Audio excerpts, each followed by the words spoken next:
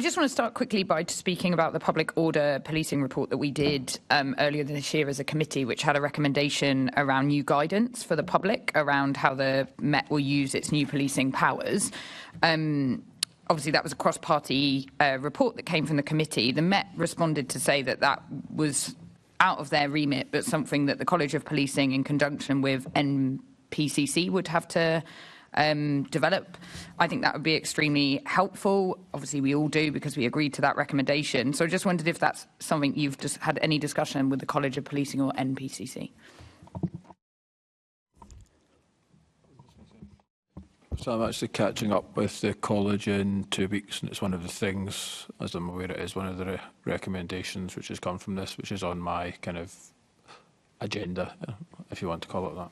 Great. That's really reassuring. I know we're short on time, but it's just really good to know that that's being kept alive, because I think it would be incredibly helpful for everyone. Obviously, it came, from the committee. And just to speak about some of the things that have been happening over the last few weeks and things that have been brought up by other committee members. So I do want to talk about how the policing of the weekend compares to other protest policing. We know that Palestine Solidarity Campaign, along with its coalition partners, have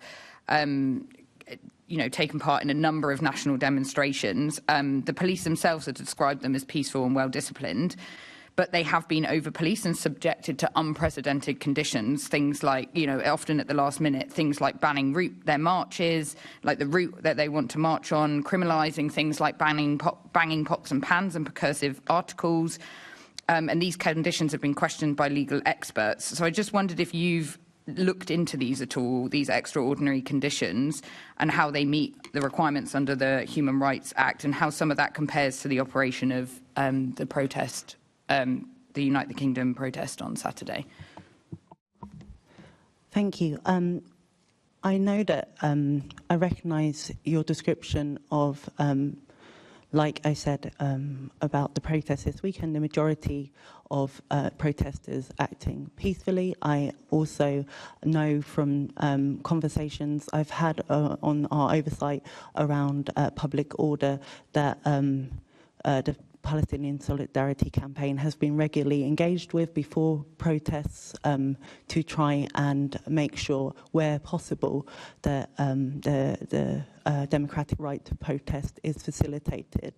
I think my understanding of the conditions that have been put on, obviously, were on the back of a lot of evidence being submitted about the cumulative impact on some communities and the strength of feeling around those, and especially in relation to places of worship, and that cumulative impact being assessed by the officers in their operations, as previously stated, to be grounds to be able to condition. I think one of them was disruption to businesses, and it was 6 p.m. on a bank holiday Friday. So I think some of the conditions do need further scrutiny, because I think they do sound like they're being against that democratic right to protest, which I know you've mentioned a couple of times is really important. So it's that concern that it might be being used disproportionately. I mean, I think we'd need to look at that in the round, because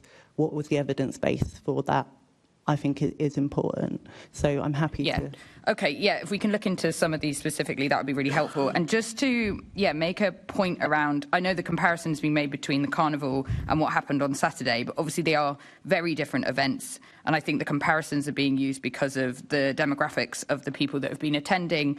And, they're not comparable, because one had 2 million people, one had 150,000. One has...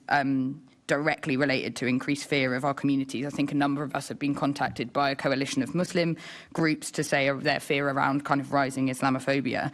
But I think my concern about what happened on Saturday was the fact that lots of people broke the police line. There's evidence that people just were allowed to walk through police lines and be racist to people like Diane Abbott from just walking through a police line, and the police claimed that they can't stop where people are walking, which is incredibly different to what happened earlier in the year when people walked through a police line holding flowers up Whitehall towards Trafalgar Square and then stopped when they couldn't get any further. So I think some of the descriptions of the policing I think need to be further interrogated, because we know that the police had not expected that number of people. We know people completely broke the order and took up loads of space, and there was ended up being 8,000 people kettled in the middle of Whitehall for 4 hours.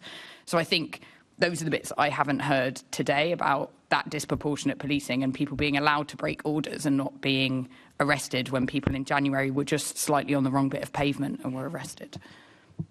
I mean, I think it's not for us to investigate the ins and outs of the protests here today. I think if there are complaints, and I know that there have been, that they need to go through the correct process. What I will say overall is, when I've asked about public order in our oversight meetings, I think it's really important to understand that, as ever in the line of duty, the police officers are trying to make split-second decisions on the best possible ways of keeping order and facilitating protests. And if there are things that need extra scrutiny, and there are complaints or concerns, that they need to take the right processes in being investigated.